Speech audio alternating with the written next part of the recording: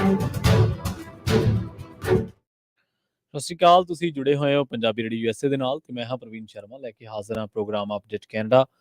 Update Canada program ਦੇ ਵਿੱਚ ਅੱਗੇ ਵਧਣ ਤੋਂ ਪਹਿਲਾਂ ਧੰਨਵਾਦ ਕਰਦੇ ਚੱਲੀਏ ਸਪਾਂਸਰਸ ਦਾ ਜਿਹੜੇ ਜ਼ਰੀਆ ਬਣਦੇ ਨੇ ਇਹਨਾਂ ਪ੍ਰੋਗਰਾਮਾਂ ਨੂੰ ਤੁਹਾਡੇ ਤੱਕ ਪਹੁੰਚਾਉਣ ਦੇ ਲਈ।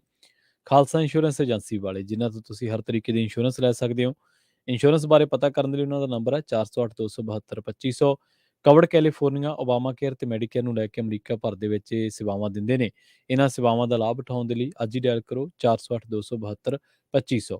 ਟਰਕੀਨਾ ਇਮੀਗ੍ਰੇਸ਼ਨ ਲਾ ਫਰਮ ਵਾਲੇ ਜੇ ਟਰਕੀਨਾ ਟੋਨੀ ਟਰਕੀਨਾ ਦੇ ਨਾਲ ਤੁਸੀਂ ਯੂਐਸ ਇਮੀਗ੍ਰੇਸ਼ਨ ਬਾਬਤ ਕੋਈ ਵੀ ਸਲਾਹ ਕਰਨੀ ਹੈ, ਕੋਈ ਉਹਨਾਂ ਤੋਂ ਸਵਾਲ ਪੁੱਛਣਾ ਤਾਂ ਉਹਨਾਂ ਦਾ ਨੰਬਰ ਹੈ 4159090503 ਤੇ ਬਿਸਲਾ ਫੈਮਿਲੀ ਫਰੈਜ਼ਨੋ ਤੋਂ। ਇਹਨਾਂ ਸਾਰੇ ਹੀ ਸਪਾਂਸਰਸ ਦਾ ਬਹੁਤ-ਬਹੁਤ ਧੰਨਵਾਦ। ਤੇ ਜੇਕਰ ਤੁਸੀਂ ਵੀ ਇਹਨਾਂ ਪ੍ਰੋਗਰਾਮਾਂ ਨੂੰ ਸਪਾਂਸਰ ਕਰਨਾ ਚਾਹੁੰਦੇ ਹੋ ਤਾਂ ਸਟੂਡੀਓ ਦਾ ਨੰਬਰ ਹੈ 408 272 5200। ਖਬਰਾਂ ਦੀ ਸ਼ੁਰੂਆਤ ਕਰਦੇ ਹਾਂ ਐਡਮੌਂਟਨ ਤੋਂ। ਐਡਮੌਂਟਨ ਦੇ ਵਿੱਚ ਬਹੁਤ ਮੰਦਭਾਗੀ ਇੱਕ ਘਟਨਾ ਵਾਪਰੀ ਹੈ। 2 ਪੁਲਿਸ ਮੁਲਾਜ਼ਮ ਡਿਊਟੀ ਕਰਦੇ ਹੋਏ ਕਤਲ ਕਰ ਦਿੱਤੇ ਗਏ ਨੇ।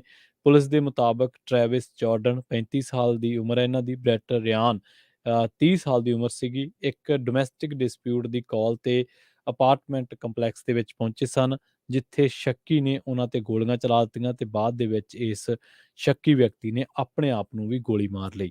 ਘਰ ਦੇ ਵਿੱਚ ਮੌਕੇ ਤੇ ਮੌਜੂਦ ਔਰਤ ਨੂੰ ਜ਼ਖਮੀ ਹਾਲਤ ਦੇ ਵਿੱਚ ਹਸਪਤਾਲ ਦਾਖਲ ਕਰਵਾਇਆ ਗਿਆ। ਐਡਮਿੰਟਨ ਪੁਲਿਸ ਮੁਖੀ ਡੇਲ ਮੈਕਫੀ ਨੇ ਦੋਨਾਂ ਅਫਸਰਾਂ ਦੀ ਮੌਤ ਤੇ ਡੂੰਘੇ ਦੁੱਖ ਦਾ ਇਜ਼ਹਾਰ ਕੀਤਾ ਤੇ ਕਿਹਾ ਕਿ 2 ਬਹਾਦਰ ਅਫਸਰਾਂ ਦਾ ਇਸ ਤਰ੍ਹਾਂ ਹਾਦਸੇ ਦੇ ਵਿੱਚ ਚਲੇ ਜਾਣਾ ਬੜਾ ਹੀ ਅਸਹਿ ਹੈ ਤੇ ਮੰਦਭਾਗਾ ਤੇ ਇਸ ਨੂੰ ਬਰਦਾਸ਼ਤ ਕਰਨਾ ਬੜਾ ਹੀ ਔਖਾ ਹੈ। 35 ਸਾਲਾ ਕਾਂਸਟੇਬਲ ਟ੍ਰੈਵਿਸ ਜਾਰਡਨ ਤੇ 30 ਸਾਲਾ ਕਾਂਸਟੇਬਲ ਬ੍ਰੈਟ ਰਿਆਨ ਵਜੋਂ ਇਹਨਾਂ ਦੋਨਾਂ ਦੀ ਪਛਾਣ ਹੋਈ ਹੈ ਤੇ ਜਾਰਡਨ ਨੇ 8.5 ਸਾਲ ਤੇ ਰਿਆਨ ਨੇ 5.5 ਸਾਲ ਈਪੀਐਸ ਦੇ ਨਾਲ ਜਿਹੜੀ ਹੈ ਸੇਵਾ ਕੀਤੀ ਹੈ। ਤੇ ਮੈਕਫੀ ਜਦੋਂ ਐਡਮਿੰਟਨ ਪੁਲਿਸ ਸਰਵਿਸ ਦੇ ਡਾਊਨਟਾਊਨ ਹੈੱਡਕੁਆਟਰ ਦੇ ਵਿੱਚ ਗੱਲਬਾਤ ਕਰ ਰਹੇ ਸਨ ਪੱਤਰਕਾਰਾਂ ਨਾਲ, ਤਾਂ ਉਹਨਾਂ ਨੇ ਕਿਹਾ ਕਿ ਕਾਂਸਟੇਬਲ ਜਾਰਡਨ ਅਤੇ ਰਿਆਨ ਸਾਡੇ ਈਪੀਐਸ ਪਰਿਵਾਰ ਦੇ ਬੜੇ ਮਹੱਤਵਪੂਰਨ ਮੈਂਬਰ ਸਨ ਅਤੇ ਉਹ ਸਾਡੇ ਭਾਈਚਾਰੇ ਦੀ ਸੇਵਾ ਦੇ ਵਿੱਚ ਹਰ ਰੋਜ਼ ਸਾਡੇ ਨਾਲ ਕੰਮ ਕਰ ਰਹੇ ਸਨ। ਤੇ ਇਹ ਦੱਸਣਾ ਤੇ ਇਹ ਕਹਿਣਾ ਇਹ ਬੜਾ ਔਖਾ ਹੈ ਕਿ ਉਹਨਾਂ ਦੇ ਜਾਣ ਦੇ ਨਾਲ ਕਿੰਨਾ ਨੁਕਸਾਨ ਹੋਇਆ ਤੇ ਇਸ ਦੇ ਨਾਲ ਉਹਨਾਂ ਦੇ ਪਰਿਵਾਰ ਨੂੰ, ਉਹਨਾਂ ਦੇ ਦੋਸਤਾਂ ਨੂੰ ਕਿੱਡਾ ਵੱਡਾ ਝਟਕਾ ਲੱਗਿਆ, ਉਹਨੂੰ ਸਿਰਫ ਮਹਿਸੂਸ ਹੀ ਕੀਤਾ ਜਾ ਸਕਦਾ ਤੇ ਇਹਦੇ ਬਾਰੇ ਕਹਿਣਾ ਬਹੁਤ ਔਖਾ ਹੈ। ਸੋ ਇਹ ਮੰਦਭਾਗੀ ਘਟਨਾ ਉਦੋਂ ਵਾਪਰੀ ਜਦੋਂ ਇਹ ਦੋਨੇ ਆਫੀਸਰਸ ਜਿਹੜੇ ਨੇ ਉਹ ਇੱਕ ਕਾਲ ਦੇ ਉੱਤੇ ਇੱਕ ਅਪਾਰਟਮੈਂਟ ਕੰਪਲੈਕਸ ਦੇ ਵਿੱਚ ਗਏ ਸਨ, ਜਿੱਥੇ ਡੋਮੈਸਟਿਕ ਡਿਸਪਿਊਟ ਦੀ ਇੱਕ ਕਾਲ ਆਈ ਸੀਗੀ ਤੇ ਉੱਥੇ ਇੱਕ ਸ਼ੱਕੀ ਬੰਦੇ ਨੇ ਇਹਨਾਂ ਦੋਨਾਂ ਨੂੰ ਗੋਲੀਆਂ ਮਾਰ ਦਿੱਤੀਆਂ ਤੇ ਜਿਹਦੇ ਕਰਕੇ ਇਹਨਾਂ ਦੋਨਾਂ ਦੀ ਮੌਤ ਹੋ ਗਈ ਤੇ ਉਸ ਤੋਂ ਬਾਅਦ ਇੱਕ ਔਰਤ ਨੂੰ ਹਸਪਤਾਲ ਜਿਹੜਾ ਉਹ ਭਰਤੀ ਕਰਵਾਇਆ ਗਿਆ। ਦੱਸਿਆ ਜਾ ਰਿਹਾ ਕਿ ਉਹਦੀ ਹਾਲਤ ਵੀ ਉੱਥੇ ਗੰਭੀਰ ਬਣੀ ਹੋਈ ਹੈ। ਡੋਮੈਸਟਿਕ ਜਿਹੜੀ ਡਿਸਪਿਊਟ ਦੀ ਘਟਨਾ ਵਾ ਜਦੋਂ ਵਾਪਰੀ ਸੀ, ਸ਼ੱਕੀ ਨੇ ਆਪਣੇ ਆਪ ਨੂੰ ਗੋਲੀ ਮਾਰ ਲਈ ਤੇ ਉਹਦੀ ਮੌਕੇ ਤੇ ਹੀ ਮੌਤ ਹੋ ਗਈ। ਗੱਲ ਕਰਦੇ ਹਾਂ ਕੈਨੇਡਾ ਦੀਆਂ ਚੋਣਾਂ ਦੇ ਵਿੱਚ ਚੀਨੀ ਦਖਲਅੰਦਾਜ਼ੀ ਦੇ ਲੱਗ ਰਹੇ ਦੋਸ਼ਾਂ ਦੇ ਬਾਰੇ। ਹੁਣ ਇਸ ਮਾਮਲੇ ਦੇ ਵਿੱਚ ਪ੍ਰਧਾਨ ਮੰਤਰੀ ਜਸਟਿਨ ਟਰੂਡੋ ਨੇ ਕੈਨੇਡਾ ਦੀਆਂ ਪਿਛਲੀਆਂ 2 ਚੋਣਾਂ ਦੇ ਵਿੱਚ ਚੀਨ ਦੀ ਦਖਲਅੰਦਾਜ਼ੀ ਦੇ ਦਾਅਵਿਆਂ ਦੀ ਜਾਂਚ ਕਰਨ ਦੇ ਲਈ ਸਾਬਕਾ ਗਵਰਨਰ ਜਨਰਲ ਡੇਵਿਡ ਜੌਨਸਟਨ ਨੂੰ ਇਸ ਮਾਮਲੇ ਦਾ ਜ਼ਿੰਮਾ ਦਿੱਤਾ ਹੈ।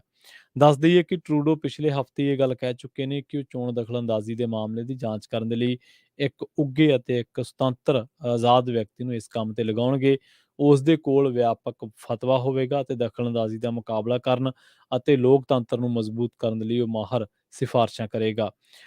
ਇੱਥੇ ਇਹ ਵੀ ਜ਼ਿਕਰ ਕਰਨਾ ਬਣਦਾ ਕਿ ਜੌਨਸਟਨ ਨੂੰ 2010 ਦੇ ਵਿੱਚ ਤਤਕਾਲੀ ਪ੍ਰਧਾਨ ਮੰਤਰੀ ਸਟੀਫਨ ਹਾਰਪਰ ਨੇ ਗਵਰਨਰ ਜਨਰਲ ਨਿਯੁਕਤ ਕੀਤਾ ਸੀ ਅਤੇ 2017 ਤੱਕ ਉਹਨਾਂ ਇਸ ਅਹੁਦੇ ਤੇ ਆਪਣੀਆਂ ਸੇਵਾਵਾਂ ਦਿੱਤੀਆਂ ਸਨ।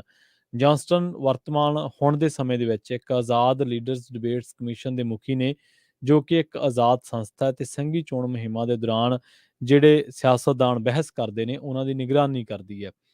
ਪ੍ਰਧਾਨ ਮੰਤਰੀ ਦਫ਼ਤਰ ਤੋਂ ਜਾਰੀ ਇੱਕ ਬਿਆਨ ਦੇ ਮੁਤਾਬਕ ਸਾਬਕਾ ਗਵਰਨਰ ਜਨਰਲ ਡੇਵਿਡ ਜੌਨਸਟਨ ਚੀਨੀ ਦਖਲਅੰਦਾਜ਼ੀ ਦੇ ਮਾਮਲੇ ਦੀ ਜਾਂਚ ਕਰਨਗੇ। ਟਰੂਡੋ ਨੇ ਇੱਕ ਬਿਆਨ ਦੇ ਵਿੱਚ ਇਹ ਗੱਲ ਕਹੀ ਹੈ ਕਿ ਡੇਵਿਡ ਜੌਨਸਟਨ ਇਮਾਨਦਾਰ ਨੇ ਅਤੇ ਉਹਨਾਂ ਦੇ ਕੋਲ ਤਜਰਬਾ ਵੀ ਹੈ ਤੇ ਉਹ ਇਸ ਪੂਰੇ ਮਾਮਲੇ ਦੇ ਵਿੱਚ ਇੱਕ ਨਿਰਪੱਖ ਸਮੀਖਿਆ ਕਰਨਗੇ ਤਾਂ ਜੋ ਇਹ ਯਕੀਨੀ ਬਣਾਇਆ ਜਾ ਸਕੇ ਕਿ ਲੋਕਤੰਤਰ ਦੀ ਮਜ਼ਬੂਤੀ ਵੀ ਸੁਰੱਖਿਅਤ ਰਵੇ ਤੇ ਲੋਕਾਂ ਜਿਹੜੀ ਕੈਨੇਡਾ ਦੀ ਇੱਕ ਇੰਟੀਗ੍ਰਿਟੀ ਹੈ ਉਹਨੂੰ ਵੀ ਕੋਈ ਨੁਕਸਾਨ ਨਾ ਪਹੁੰਚੇ ਤੇ ਇਹਨੂੰ ਵਿਸ਼ਵਾਸ ਨੂੰ ਮਜ਼ਬੂਤ ਕਰਨ ਦੇ ਲਈ, ਲੋਕਾਂ ਦੇ ਭਰੋਸੇ ਨੂੰ ਮਜ਼ਬੂਤ ਕਰਨ ਦੇ ਲਈ ਜਿੰਨੇ ਵੀ ਸਾਰੇ ਕਦਮ ਜ਼ਰੂਰੀ ਹੋਣਗੇ ਤਾਂ ਉਹ ਅਸੀਂ ਜ਼ਰੂਰ ਚੁੱਕਾਂਗੇ। ਉੱਧਰ ਇਸੇ ਮਾਮਲੇ ਨੂੰ ਲੈ ਕੇ ਸਿਆਸੀ ਪਾਰਟੀਆਂ ਵੀ ਲਗਾਤਾਰ ਸਰਗਰਮ ਨੇ ਤੇ ਹੁਣ ਇਸ ਨਿਯੁਕਤੀ ਤੋਂ 24 ਘੰਟਿਆਂ ਤੋਂ ਵੀ ਘੱਟ ਸਮੇਂ ਤੋਂ ਪਹਿਲਾਂ ਕੰਜ਼ਰਵੇਟਿਵ ਅਤੇ ਬਲਾਕ ਕਿਊਬਿਕਸ ਦੇ ਸਿਆਸਤਦਾਨ ਜੌਨਸਟਨ ਦੀ ਇਸ ਨਿਰਪੱਖਤਾ 'ਤੇ ਚਿੰਤਾ ਜ਼ਾਹਰ ਕਰ ਰਹੇ ਨੇ। ਨਿਊ ਡੈਮੋਕ੍ਰੇਟਸ ਹਾਲਾਂਕਿ ਕਹਿੰਦੇ ਨੇ ਕਿ ਉਹ ਜੌਨਸਟਨ ਨੂੰ ਕੰਮ ਕਰਨ ਦੇ ਲਈ ਭਰੋਸਾ ਕਰਦੇ ਨੇ ਤੇ ਕੈਨੇਡਾ ਦੀਆਂ ਚੋਣ ਪ੍ਰਕਿਰਿਆਵਾਂ ਦੀ ਜਿਹੜੀ ਅਖੰਡਤਾ ਦੇ ਆਲੇ-ਦੁਆਲੇ ਜਿਹੜੇ ਬੱਦਲ ਮੰਡਰਾ ਰਹੇ ਨੇ, ਉਹਦੇ ਵਿੱਚ ਉਹ ਪੱਖਪਾਤ ਨਹੀਂ ਹੋਣ ਦੇਣਗੇ। ਜਿਹੜੇ ਆਲੋਚਕ ਨੇ ਉਹਨਾਂ ਦਾ ਉਹ ਇਸ ਗੱਲ ਵੱਲ ਇਸ਼ਾਰਾ ਕਰਦੇ ਨੇ, ਜਦੋਂ ਉਹ ਜਨਤਕ ਜੀਵਨ ਦੇ ਵਿੱਚ ਉਹਨਾਂ ਨੇ ਆਪਣੇ ਕਾਰਜਕਾਲ ਦੇ ਵਿੱਚ ਜਿਹੜੀਆਂ ਖਾਮੀਆਂ ਉਹਨਾਂ ਦੇ ਕਾਰਜਕਾਲ ਦੇ ਵਿੱਚ ਨਜ਼ਰ ਆਉਂਦੀਆਂ ਨੇ ਤਾਂ ਉਹਨਾਂ ਨੂੰ ਲੈ ਕੇ ਜੌਨਸਟਨ ਇਸ ਵੇਲੇ ਆਲੋਚਕਾਂ ਦੇ ਨਿਸ਼ਾਨੇ 'ਤੇ ਨੇ। ਫੈਡਰਲ ਲਿਬਰਲ ਤੇ ਨਿਊ ਡੈਮੋਕ੍ਰੇਟਸ ਜਿਹੜੇ ਨੇ ਉਹ ਜੌਨਸਟਨ ਦੇ ਵਿੱਚ ਆਪਣਾ ਭਰੋਸਾ ਦੱਸਦੇ ਨੇ। ਰੁੱਖ ਕਰੀਏ ਓਲਡ ਮੌਂਟਰੀਅਲ ਦਾ। ਓਲਡ ਮੌਂਟਰੀਅਲ ਦੇ ਵਿੱਚ ਇੱਕ ਬਹੁ ਮੰਜ਼ਿਲਾ ਇਮਾਰਤ ਦੇ ਵਿੱਚ ਭਿਆਨਕ ਅੱਗ ਲੱਗ ਗਈ, ਜਿਸ ਤੋਂ ਬਾਅਦ 9 ਜਣਿਆਂ ਨੂੰ ਜ਼ਖਮੀ ਹਾਲਤ ਦੇ ਵਿੱਚ ਹਸਪਤਾਲ ਭੇਜਿਆ ਗਿਆ, ਜਦਕਿ ਇੱਕ ਜਣਾ ਲਾਪਤਾ ਦੱਸਿਆ ਗਿਆ। ਮੌਂਟਰੀਅਲ ਦੇ ਅੱਗ ਬੁਝਾਊ ਵਿਭਾਗ ਦੇ ਦੱਸਣ ਦੇ ਮੁਤਾਬਕ ਪਲੇਸ ਡੀ ਯੂਵਿਲ ਦੇ ਨੇੜੇ ਡੂਪੋਰਟ ਸਟਰੀਟ ਤੇ 3 ਮੰਜ਼ਿਲਾ ਵਿਰਾਸਤੀ ਇਮਾਰਤ ਦੇ ਵਿੱਚ ਸਵੇਰੇ ਅੱਗ ਲੱਗਣ ਬਾਰੇ ਪਤਾ ਲੱਗਿਆ ਸੀ ਅਤੇ ਦੁਪਹਿਰ ਤੱਕ ਇੱਕ ਜਣਾ ਲਾਪਤਾ ਦੱਸਿਆ ਗਿਆ। ਸਾਂਝੀ ਵਰਤੋਂ ਵਾਲੀ ਇਮਾਰਤ ਦੇ ਹੇਠਲੇ ਪਾਸੇ ਦਫ਼ਤਰ ਨੇ, ਜਦੋਂ ਕਿ ਉੱਪਰਲੀਆਂ ਮੰਜ਼ਿਲਾਂ ਤੇ ਅਪਾਰਟਮੈਂਟ ਦੱਸੇ ਗਏ ਨੇ। ਕੁੱਲ 130 ਫਾਇਰ ਫਾਈਟਰਸ ਅੱਗ ਨੂੰ ਫੈਲਣ ਤੋਂ ਰੋਕਣ ਦੇ ਲਈ ਤੈਨਾਤ ਕੀਤੇ ਗਏ ਸਨ ਅਤੇ ਫਾਇਰ ਵਿਭਾਗ ਨੇ ਗੱਲ ਕਹੀ ਸੀ ਕਿ ਅਜੇ ਸਪਸ਼ਟ ਨਹੀਂ ਹੈ ਕਿ ਕਿੰਨੇ ਲੋਕ ਉੱਥੇ ਰਹਿੰਦੇ ਨੇ। ਮੌਂਟਰੀਅਲ ਦੇ ਮੇਅਰ ਵਲੇਰੀ ਪਲਾਂਟੇ ਨੇ ਲੋਕਾਂ ਨੂੰ ਇਸ ਇਲਾਕੇ ਤੋਂ ਦੂਰੀ ਬਣਾਏ ਰੱਖਣ ਦੀ ਅਪੀਲ ਕੀਤੀ ਹੈ ਤੇ ਕਿਹਾ ਹੈ ਕਿ ਅੱਗ ਬੁਝਾਊ ਦਸਤਿਆਂ ਦੇ ਨਾਲ ਜੋ ਉਹਨਾਂ ਵੱਲੋਂ ਮਸ਼ੱਕਤ ਕੀਤੀ ਜਾ ਰਹੀ ਹੈ ਅੱਗ ਤੇ ਕਾਬੂ ਪਾਉਣ ਦੇ ਲਈ ਉਹਨਾਂ ਦੇ ਨਾਲ ਹਰ ਤਰੀਕੇ ਦਾ ਸਹਿਯੋਗ ਕੀਤਾ ਜਾਣਾ ਚਾਹੀਦਾ ਹੈ। ਫਾਇਰ ਵਿਭਾਗ ਨੇ ਕਿਹਾ ਕਿ ਅੱਗ ਲੱਗਣ ਦੇ ਕਾਰਨਾਂ ਦਾ ਪਤਾ ਲਾਉਣਾ ਹਲੇ ਜਲਦਬਾਜ਼ੀ ਹੈ। ਜਿਨ੍ਹਾਂ 9 ਜਣਿਆਂ ਨੂੰ ਇਸ ਭਿਆਨਕ ਅੱਗ ਲੱਗਣ ਤੋਂ ਬਾਅਦ ਹਸਪਤਾਲ ਦੇ ਵਿੱਚ ਭੇਜਿਆ ਗਿਆ ਸੀ, ਉਹਨਾਂ ਦੇ ਵਿੱਚੋਂ ਬਹੁਤਿਆਂ ਦੀ ਜਿਹੜੀ ਹਾਲਤ ਆ ਉਹ ਖਤਰੇ ਤੋਂ ਬਾਹਰ ਦੱਸੀ ਗਈ ਹੈ। ਤੇ ਗੱਲ ਕਰੀਏ ਮੇਜਰ ਜਨਰਲ ਡੈਨੀ ਫੋਰਟਨ ਦੇ ਮਾਮਲੇ ਦੀ। ਕੈਨੇਡਾ ਦੇ ਵਿੱਚ ਪਿਛਲੇ ਸਾਲ ਜਿਨਸੀ ਸ਼ੋਸ਼ਣ ਦੇ ਦੋਸ਼ਾਂ ਦੇ ਵਿੱਚੋਂ ਬਰੀ ਹੋਏ ਮੇਜਰ ਜਨਰਲ ਡੈਨੀ ਫੋਰਟਨ ਨੇ ਫੈਡਰਲ ਸਰਕਾਰ ਤੇ $60 ਲੱਖ ਦਾ 6 ਮਿਲੀਅਨ ਦਾ ਮੁਕੱਦਮਾ ਕਰ ਦਿੱਤਾ, ਜਿਸ ਦੇ ਵਿੱਚ ਉਸਨੇ ਪੀਐਮ ਟਰੂਡੋ ਦੇ ਨਾਲ ਸਾਬਕਾ ਰੱਖਿਆ ਮੰਤਰੀ ਹਰਜੀਤ ਸੱਜਣ ਸਣੇ 16 ਲੋਕਾਂ ਦਾ ਨਾਮ ਜਿਹੜਾ ਉਹ ਦਰਜ ਕਰਵਾਇਆ। ਦੋਸ਼ ਇਹ ਲਗਾਇਆ ਗਿਆ ਕਿ ਫੋਰਟਨ ਨੂੰ ਜਨਤਕ ਜਿਹੜੀ ਲਾਈਫ ਹੈ, ਜਨਤਕ ਜ਼ਿੰਦਗੀ ਦੇ ਵਿੱਚ ਮਾਣਹਾਨੀ ਅਤੇ ਗਲਤ ਬਿਆਨਬਾਜ਼ੀ ਕਰਕੇ ਨੁਕਸਾਨ ਹੋਇਆ ਹੈ। ਉਹ ਅਧਿਕਾਰੀਆਂ ਤੇ ਲਾਪਰਵਾਹੀ ਦੇ ਨਾਲ ਜਾਂਚ ਕਰਨ, ਨਿੱਜੀ ਤੱਥਾਂ ਤੇ ਅਣਉਚਿਤ ਜਨਤਕ ਖੁਲਾਸੇ ਕਰਨ, ਭਰੋਸੇ ਦੀ ਉਲੰਘਣਾ ਤੇ ਨੁਕਸਾਨ ਪਹੁੰਚਾਉਣ ਦੀ ਸਾਜ਼ਿਸ਼ ਦੇ ਵੀ ਦੋਸ਼ ਲਾਉਂਦਾ ਹੈ। ਇੱਥੇ ਇਸ ਗੱਲ ਦਾ ਵੀ ਜ਼ਿਕਰ ਕਰਨਾ ਬਣਦਾ ਕਿ ਫੋਰਟਨ ਨੂੰ ਮਈ 2021 ਦੇ ਵਿੱਚ ਸਰਕਾਰ ਦੇ ਕੋਵਿਡ-19 ਵੈਕਸੀਨ ਦੇ ਮੁਖੀ ਦੇ ਵਜੋਂ ਵੀ ਦੋਸ਼ਾਂ ਦੀ ਜਾਂਚ ਤੇ ਕਰਕੇ ਹਟਾ ਦਿੱਤਾ ਗਿਆ ਸੀਗਾ।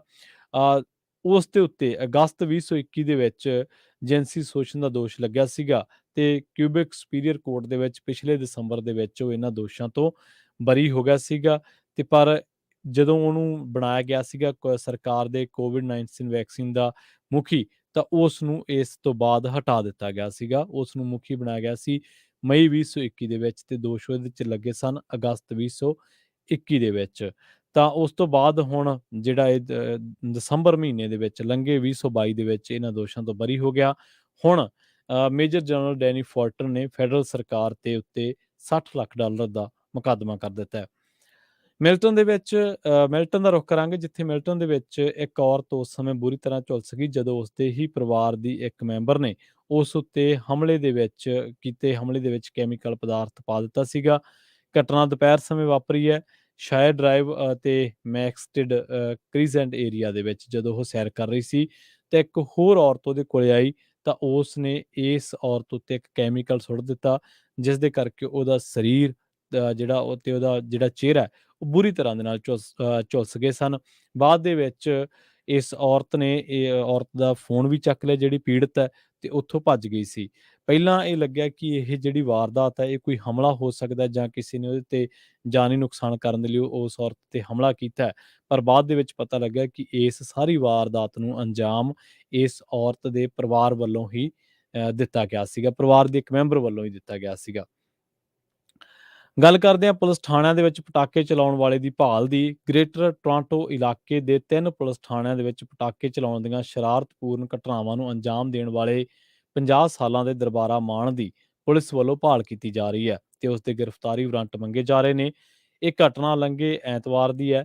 ਪੀਲ ਰੀਜਨਲ ਪੁਲਿਸ ਦੁਆਰਾ ਜਾਰੀ ਇੱਕ ਪ੍ਰੈਸ ਰਿਲੀਜ਼ ਦੇ ਮੁਤਾਬਕ ਸ਼ੱਕੀ ਵੱਲੋਂ ਕਥਿਤ ਤੌਰ ਤੇ 2 ਮਿਸੀਸਾਗਾ ਦੇ ਅਤੇ ਇੱਕ ਬਰੈਂਪਟਨ ਦੇ ਪੁਲਿਸ ਸਟੇਸ਼ਨ ਦੇ ਵਿੱਚ ਜਾ ਕੇ ਪਟਾਕੇ ਚਲਾਏ ਗਏ।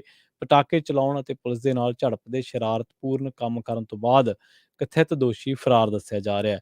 ਪੀਲ ਪੁਲਿਸ ਦੇ ਮੁਤਾਬਕ ਦਰਬਾਰਾ ਮਾਨ ਦੇ ਕੋਲ 2017 ਦੀ ਬਲੈਕ ਫੋਰਡ ਐਕਸਪਲੋਰਰ ਗੱਡੀ ਹੈ, ਜਿਸ ਦੀ ਸਸਕੈਚੁਅਨ ਦੀ ਲਾਇਸੈਂਸ ਪਲੇਟ ਆ ਤੇ ਉਹਦਾ ਨੰਬਰ ਵੀ ਜਿਹੜਾ 612MVS ਦੱਸਿਆ ਗਿਆ। ਪਰ ਹੁਣ ਪੁਲਿਸ ਵੱਲੋਂ ਉਸ ਦੀ ਭਾਲ ਕੀਤੀ ਜਾ ਰਹੀ ਹੈ। ਤੇ ਜੇਕਰ ਕੈਨੇਡਾ ਦੇ ਵਿੱਚ ਹੀ ਗੱਲ ਕਰੀਏ ਵਿਦਿਆਰਥੀ ਭਾਈਚਾਰੇ ਦੀ, ਜਿਹੜੇ ਵਿਦਿਆਰਥੀ ਕੌਮਾਂਤਰੀ ਨੇ, ਤਾਂ 700 ਵਿਦਿਆਰਥੀਆਂ ਉੱਤੇ ਇਸ ਸਮੇਂ ਡਿਪੋਰਟੇਸ਼ਨ ਦੀ ਜਿਹੜੀ ਤਲਵਾਰ ਉਹ ਲਟਕ ਰਹੀ ਹੈ।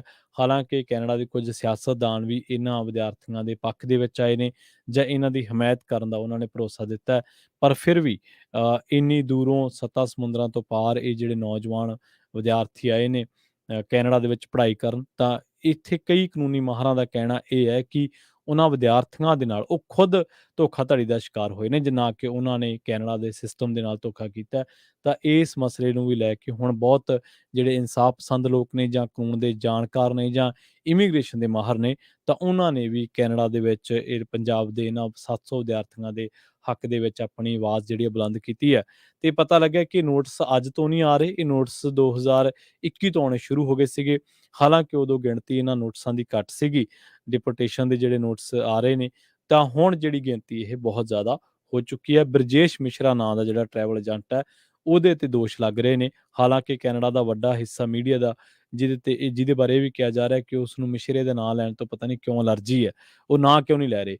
ਤਾਂ ਇਸ ਮਸਲੇ ਦੇ ਵਿੱਚ ਬਰਜੇਸ਼ ਮਿਸ਼ਰੇ ਦਾ ਨਾਮ ਆ ਰਿਹਾ ਕਿ ਉਹਦੀ ਜਿਹੜੀ ਏਜੰਸੀ ਸੀਗੀ, ਜਿਹੜੀ ਕਿ ਪਿਛਲੇ 6 ਮਹੀਨਿਆਂ ਤੋਂ ਬੰਦ ਹੈ, ਉਹਦੇ ਨਾਲ ਸੰਬੰਧਿਤ ਜਿਹੜੇ ਜ਼ਿਆਦਾ ਨੌਜਵਾਨ ਆ ਉਹ ਇਸ ਵੇਲੇ ਇਹਨਾਂ ਮੁਸੀਬਤਾਂ ਦਿੱਕਤਾਂ ਦੇ ਵਿੱਚੋਂ ਲੰਘ ਰਹੇ ਨੇ। ਕੈਨੇਡਾ ਦੇ ਵਿੱਚੋਂ ਵੱਡੀ ਪੱਧਰ ਤੇ ਇਮੀਗ੍ਰੇਸ਼ਨ ਦੇ ਮਾਹਰ, ਕੈਨੇਡਾ ਦੇ ਵਿੱਚੋਂ ਵੱਡੀ ਪੱਧਰ ਤੇ ਇਹਨਾਂ ਮਾਮਲਿਆਂ ਦੇ ਮਾਹਰ ਜਾਂ ਕੈਨੇਡਾ ਦੇ ਵਿੱਚ ਹੋਰ ਮਸਲਿਆਂ ਦੇ ਜਿਹੜੇ ਮਾਹਰ ਨੇ, ਕੌਮਾਂਤਰੀ ਮਸਲਿਆਂ ਦੇ, ਤਾਂ ਉਹਨਾਂ ਨੇ ਇਹਨਾਂ ਵਿਦਿਆਰਥੀਆਂ ਦੀ ਬਾਂਹ ਫੜਨ ਦੀ ਜਾਂ ਇਹਨਾਂ ਦੇ ਹੱਕ ਦੇ ਵਿੱਚ ਆਵਾਜ਼ ਬੁਲੰਦ ਕਰਨ ਦੀ ਜਿਹੜੀ ਗੱਲ ਹੈ ਜਾਂ ਜਿਹੜਾ ਭਰੋਸਾ ਹੈ ਉਹ ਜ਼ਰੂਰ ਦਿੱਤਾ ਹੈ। ਪ੍ਰੋਗਰਾਮ ਅਪਡੇਟ ਕੈਨੇਡਾ ਨੂੰ ਆਪਾਂ ਇੱਥੇ ਹੀ ਸਮਾਪਤ ਕਰਾਂਗੇ। ਜੁੜੇ ਰਹੋ ਪੰਜਾਬੀ ਰੇਡੀਓ USA ਦੇ ਨਾਲ। ਤੇ ਆਖਿਰ ਦੇ ਵਿੱਚ ਇੱਕ ਵਾਰ ਫਿਰ ਤੋਂ ਤੁਹਾਨੂੰ ਸਭ ਨੂੰ ਪਿਆਰ ਸਤਿਕਾਰ ਸਹਿਤ ਸਤਿ ਸ਼੍ਰੀ ਅਕਾਲ।